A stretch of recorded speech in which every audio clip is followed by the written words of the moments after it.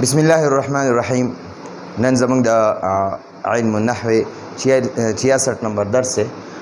ظرف مکان زمان ختم شوی، ظرف مکان شروع دی. په ظرف مکان کې اين او ان نن به دې دوانو باره کې ان شاء الله تفصیلی خبره کو. اين مانم د چرتا او د ان مانم د چرتا.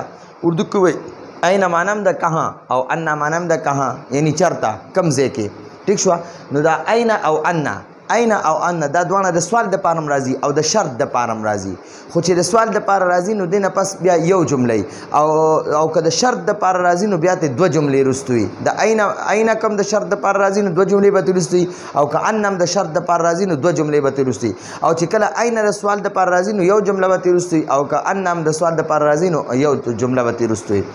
اين او ان که د استفهام یعنی د سوال د پار راځي، لکه اين تذهب. اين تذهب معنی ته چرته ځې. زه نه تاسو کوم ته چرته ځې او ته ماته ز پلاني ځای ته ځم، نو ما درنه سوال وکړو نو اين تذهب ته چرته ځې. او ان تقعد، ان تقعد ته چرته کېنې. ٹھیک شو، ته چرته کېنې. نو ګوره دا د سوال د پاره شو. نو اين او ان دلته د سوال د پاره استعمال شو. ٹھیک شو. بل ګوره ورته اوس او که د شرط د پاره راشي، که د شرط د پاره راشي، که د سوال د پاره استفهام د پاره راشي، او که د شرط د پاره راشي.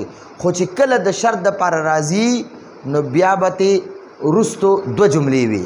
که د شرط د پاره راځي نو هغې د دقې نه پس به بیا د ان او د اين نه پس به بیا دوه جملې وي. لکه ان تجلس اجلس. ان دا اسم ظرف مکان شو، او تجلس اجلس نو یو جمله تجلس شو، یو جمله اجلس شو. د دې معنی د ان تجلس اجلس، چرته چې ته کېنې نو زه به هم کېنم، چې کوم ځای کې ته کېنې نو زه به هم کېنم. ټیک شوه. چې ته چرته کېنې نو زه به هم کېنم، چې ته چرته کېنې نو زه به هم کېنم. او ان تذهب اذهب، چې ته چرته ځې نو زه به هم ځم. بیا مې دلته کې د اين عموم ولیکو، دلته کې دا دواړه په کتاب کې د ان لیکلي دي. ان تجلس اجلس، ان دلته کې تجلس اجلس کې د شرط پر راوسته، او تذهب اذهب کې ان د شرط پر راوسته. نو ګوره اين دا عموم دغه دی. د اين مانم د چرته تجلس اجلس، چرته چې ته کېنې نو زه به هم کېنم. ٹھیک شو. او ان تجلس اجلس، چرته چې ته کېنې نو زه به هم کېنم. نو ان هم دلته کې د شرط د پاره راغی، او اين هم دلته د شرط د پاره راغی. ٹھیک شو جی. ان تجلس اجلس، چې ته چرته کېنې نو زه به هم کېنم. او ان تذهب اذهب، چې ته چرته ځې نو زه به هم ځم. او ان چې کله د فعل نه پس راشي، دا ان چې د فعل نه رستو راشي، چې د فعل نه رستو راشي نو بیا به یې معنا د کیف د معنی په شانتي وي. چې کله دا ان چې کله د فعل نه رستو راشي، اندنه مخکې فعل ذکر شوی او د دغه فعل نه رستو بیا د ان راشي، نو د ان معنی به بیا د کیف وي. د ان به بیا د کیف معنی وي. ښه، لکه کیف معنی د څنګه. خو چې د ان معنی خپل ذاتی معنی د ان معنی د چرته، د ان ذاتی معنی سره چرته. او چې کله د فعل نه رستو راشي نو بیا به معنی د کیف د معنی په شان شي، لکه څنګه. ٹھیک شو، په شان وي. لکه یعنی څنګه چې لکه د الله تعالی قول دی. د الله تعالی فرمای فاتو، دا فاتو فعل فاعل دی. وګوره د جمله کې په شروع کې فعل راغی، بیا د دې فعل نه رستو دا وګوره د ان راغلی دی. نو اوس په د دې ان معنی وي کیفه. ان به د کیف د معنی په شانتي وي. ان فاتو، تاسو راشئ. حرسکم، خپل پټی ده. تاسو راشئ خپل پټی ته. ان شئتم یعنی کیف شئتم، څنګه چې تاسو غواړئ. تاسو راشئ خپل پټی ته څنګه چې تاسو غواړئ. دا دی یعنی کیف شئتم، تاسو راشئ خپل پټی ته.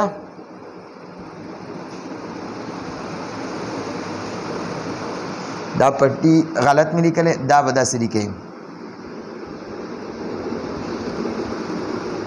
پټی ته څنګه چې غواړئ. ٹھیک شو. نو وګورئ دلته دا ان چې دی، ان دا د دې فعل نه رستو راغلی دی، نو ځکه دلته کې د ان چې دی دا د کیف د معنی په شانتې دی. ٹھیک شو. نو ګورئ د اين او د ان معنی د چرته، د دوانو معنی د چرته.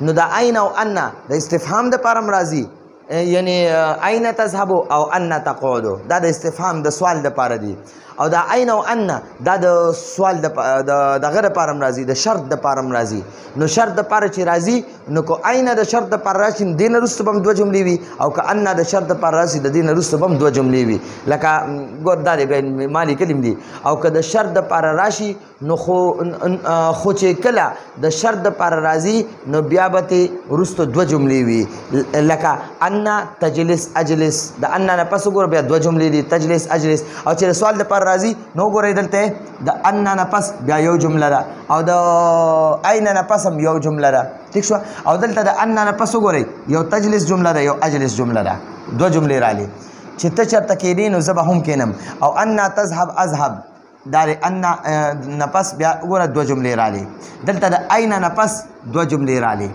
نو کله چې د شرط د پر راځي نو بیا به تیرستو دوه جملې وي او چې کله د سوال د پر راځي نو بیا به تیرستو یو جمله وي ٹھیک شو چې ته چرته کېنې نو زه به هم کېنم او ان چې کله د فعل نه رستو راشي د فعل نه پس راشي نو بیا به معنا د کیف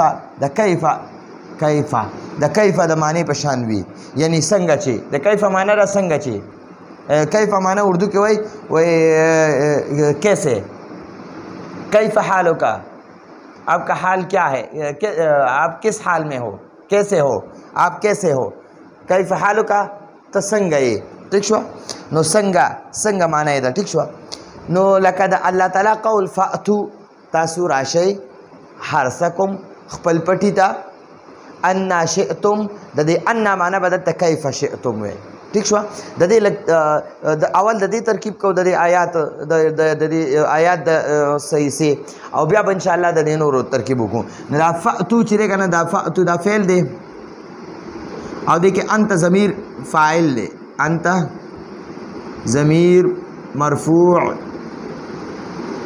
متصل فاعل دی او دا حرسه دا فعل دی دا حرسه مضاف دی او دا کم مضاف الیه کم ضمیر مجرور متصل مضاف الیه کم ضمیر مجرور متصل یعنی دی حرف سره متصل دی مضاف سره متصل دی مجرور ضمیر مجرور متصل مضاف الیه او دا کیف بیا مضاف ته ظرف مکان مضاف دا شئتم فعل فاعل دی دا شئت پکې دا فعل دی او دا تم ضمیر مجرور متصل ضمیر مرفوع متصل فاعل ضمیر مرفوع متصل فاعل وګورئ دا فعل او دا فاعل چې رايوځي شي نو د دې مضاف د لپاره مضاف الیه شو دا مضاف او دا مضاف الیه چې رايوځي شي نو دا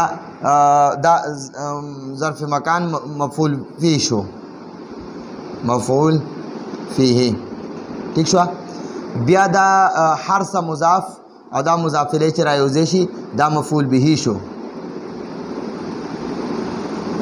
ٹھیک شو نو دا فعل د خپل فاعل مفعول به او مفعول فی سره جمله فعلیه خبریه شو ٹھیک شو او ګورئ دا اين تجلس اجلس اين تجلس اجلس اين اسم ظرف مضاف اسم ظرف شرطیہ مضاف پنوے شرطیہ بھوے ٹھیک شو دا تجلس فعل او دیکھیں انت ضمیر فاعل انت ضمیر مرفوع متصل فاعل دا فعل او فاعل چې ملوشي نو دا بشي شرط او دا اجلس فعل او دې کې انت ضمیر فاعل انت ضمیر مرفوع متصل فاعل دا فعل او دا فاعل چې رايوځي شي نو دا جزا شو ٹھیک شو دا نو دا شرط او جزا چې رايوځي شي نو دا سو جمله شرطیه انشائیه جمله شرطیه دا جمله شرطیه شو انشائیه نه دا صرف جمله شرطیه شو ٹھیک شو دقه شان دا ان تجلس اجلس هم نه ان مضاف دا ان اسم ظرف شرطیه شو تجلس فعل فاعل شو فعل فاعل چې ملو شي دا شرط شو اجلس بیا فعل فاعل دا جزا شو شرط او جزا چې یوځای شي جمله شرطیه دقه شانته ان دا اسم ظرف شرطیه دا اسم ظرف شرطیه شو بس دا بس نه جوړیږي ها تذهب نا تذهب فعل دی او د کان ضمیر مرفوع متصل فاعل دی فعل فاعل چې ملو شي نو دا شرط شو اذهب دا فعل دی انت ضمیر پکې مرفوع ضمیر مرفوع متصل فاعل دا جزا شو نو دا فعل او فاعل دا پکې بیا جزا شو نو شرط او جزا چې رايوځي شي جمله شرطیه شو ٹھیک شو نو دا زمونږ د نن ورځې درسو راتلونکي درس پورې اجازه غواړو هذا هو المرام والله اعلم بحقيقه الكلام